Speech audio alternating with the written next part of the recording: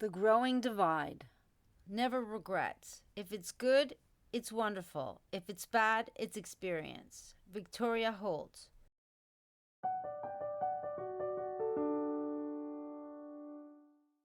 (2011). After our return to Panama, Pierre's moods worsened.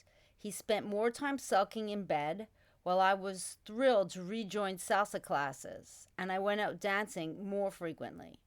Each day as the clock struck 3, signaling the kids' return from school, Pierre would conveniently retreat into a nap. "Shh! Don't make noise. Papa is sleeping," I whispered urgently as they walked through the door. But Olivier's exuberance often overpowered his ability to keep his voice down. "Merde!" Pierre cursed, abruptly awakened by Olivier's shouting.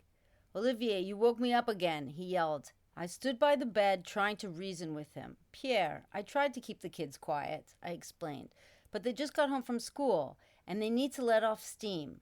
I attempted to convey the delicate balance of managing a boisterous household. "I'm sorry," I added, my voice tinged with apprehension as I continued to stand by the bed. "Why?" he asked, his tone softer but still distant. "Well, you seem upset, and I must have said something to trigger this," I confessed, hoping to bridge the gap between us. But Pierre remained silent, rolled over, and went back to sleep. I had no idea how to navigate Pierre's moodiness. The weight of his silence and his refusal to open up left me blaming myself for his prolonged periods in bed, and I felt alone in managing my own feelings of guilt and weariness. The growing distance between Pierre and me became more obvious with each passing day. After returning from China, we decided to sell our hotel on Roatan. With the money from the sale, we bought land near the town of Boquete in the highlands close to Amistad National Park on the other side of the country. The property was surrounded by jungle and perched at 1,800 meters above sea level in a mountain range linking Costa Rica, Panama, and the Andean Mountains of Colombia. It seemed like the perfect place for Pierre to find the peace he needed in nature, and I hoped this would help our struggling relationship. Not long after our return, Pierre moved to our property in Boquete, while I stayed in the city to continue school with the kids and dance salsa in the evenings. Pierre expected us to join him as soon as he built a house on the property, but I harbored fears of being too isolated on the farm alone with him. I worried that I would feel lonely, the kids would miss their friends, and that I would lose the lifeline that salsa dancing provided me for my low moods. I didn't know how we would survive there, just the 4 of us. I saw us as 4 monarchs, each wanting to be the leader, with no one willing to cede to the others. We couldn't even choose a movie to watch together without having 4 different opinions. I didn't feel emotionally safe up on that mountainside, so I bought myself some time and told Pierre that I would soon join him. Once he was gone, everything became easier. I no longer had to worry about being quiet while he slept, nor did I have to clean up after him. I didn't have to pretend to listen to his monologues when my mind was elsewhere. I could go out, dance salsa, and enjoy time with the kids without a dark cloud hanging over me. After all those times he lay in bed while I agonized over what I might have said to trigger another one of his bad moods, the atmosphere in our home became much lighter in his absence, and joy returned. Yet this newfound bliss only seemed to deepen the already strained communication between us, casting yet another shadow over our relationship. After he moved to Boquete, Pierre began spending weekends at Audrey's hostel under the pretext of gathering materials to build the farmhouse.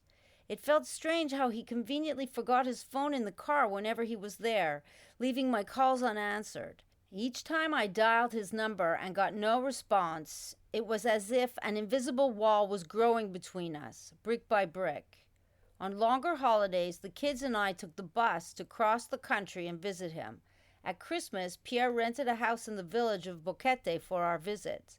I wanted to believe that this trip would bring us closer together and that we could recapture some of the warmth and connection that seemed to be slipping away. When we arrived, I was taken aback to see that Audrey was there to spend the holidays with us. It was strange that she wasn't with her own family, and I tried to make sense of why she was there. "Pierre, why is Audrey here?" I asked him, my voice in a slightly higher pitch than usual, despite my attempt to sound casual. "Don't get me wrong, I'm happy to have her with us, but I'm confused as to why she isn't spending Christmas with her family." Pierre's answer was unconvincing. "She wanted to be with us," he said, avoiding my gaze.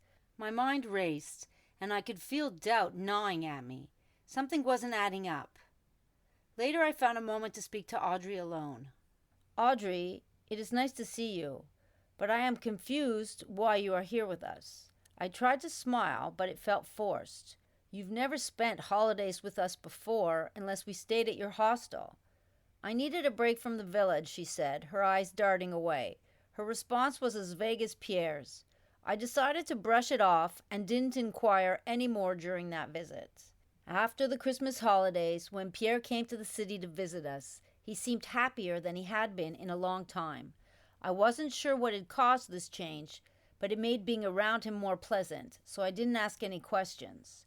We continued to see each other as often as possible during school breaks. To avoid the long drive across the country, I arranged for us to meet Pierre at Audrey's hostel for Easter break. The hostel, located in Santa Fe, was a midpoint for both of us, making the trip more manageable. When we arrived in the village, the fresh country air greeted me as I stepped out of the car.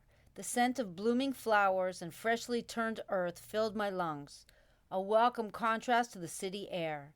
Audrey came out to greet us with her affectionate smile, hugging the kids and me warmly. "It's so nice to have you back," she exclaimed. "Yes, we're so happy to see you again, and we look forward to playing in the river with you," I answered her happily. However, I noticed that Audrey was fretting about, and her nervous energy was palpable as she kept glancing at her phone and pacing the small courtyard. "Is something wrong, Audrey?" I asked her. "I am concerned that Pierre won't come," she confided in me, wringing her hands. "I'm not sure what's up with him," I replied, trying to mask my own confusion. "One minute he said he would spend Easter with us, and the next minute he said he wouldn't." I shook my head, bewildered by his erratic behavior.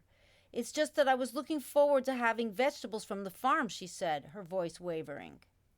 I looked at her, puzzled as to why this was so important to her. "Don't worry, we can always buy vegetables at the market here in the village," I tried to reassure her, but an uneasy feeling settled in my stomach. Pierre finally arrived just before dark, and I noticed Audrey's face lit up with a huge grin as she was the first to greet him. They lingered, staring at each other for a moment that felt a little too long. A chill ran down my spine, and I couldn't shake the feeling that something was unusual. The next day, we planned to take the kids for a hike by the river. Audrey and Pierre insisted that I go ahead with the kids, promising to catch up with us later. "Why do I have to take all 3 kids walking while you both drive to the river?" I asked, feeling exasperated. Everything felt strange and off-kilter. "Can't we all go together in the car?" I pressed. "I need to talk to Pierre about something," Audrey replied dismissively. "We'll catch up with you." "Talk to Pierre about what?" I asked, irritation bubbling up in me. She gave me some vague answer that didn't make sense, and I left with the kids feeling frustrated and confused. What is going on with those two, I wondered to myself. The hike was a disaster. Audrey's son didn't want to go without her and screamed and cried the whole way. By the time we reached the river, I was ready to explode. My own kids tried to distract him, but his wails echoed through the jungle and rattled my nerves. When Audrey and Pierre finally arrived, I didn't bother to hide my annoyance. "Audrey, your son was crying the whole walk," I told her bluntly. "I don't appreciate the way you and Pierre have organized this day." My voice was sharp. I continued, "We will go back in the car with you because I don't want to walk with him again if he is going to complain this much." They exchanged a look that only fueled my anger further. Their mysterious behavior was driving me mad, but I didn't inquire any further, even though I knew something wasn't right.